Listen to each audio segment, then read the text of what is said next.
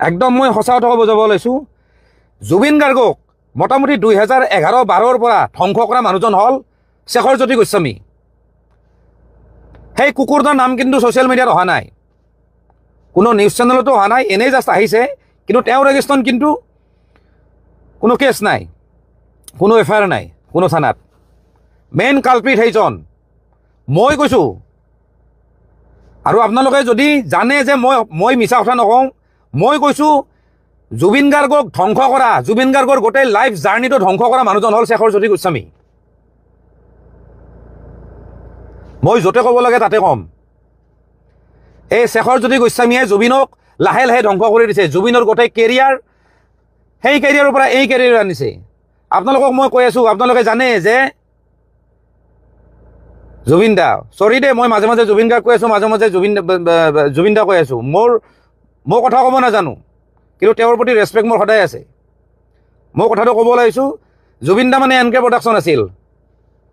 দেৱ বৰকটকীৰ আৰু N K production মানে হ'ল জুবিন দা কিন্তু আপোনালোকে জানে যে এন কে প্ৰডাকশ্যনৰ লগত জুবিন দাৰ সম্পৰ্ক নাই সম্পৰ্ক কোনে বেয়া কৰিলে আপোনালোকে জানেনে যদি নাজানে মই কৈ আছোঁ সেইজন হ'ল শেখৰজ্যোতি গোস্বামী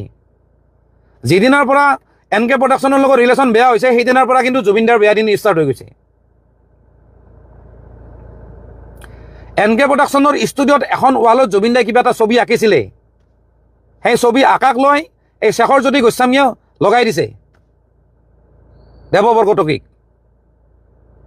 তাৰপিছত দেৱ বৰকটকীয়ে কিবা ক'লে খঙত কিবা কৈ দিলে সেই কথাটো আকৌ শেখৰজ্যোতি গোস্বামী আকৌ জুবিন দাক লগাই দিছে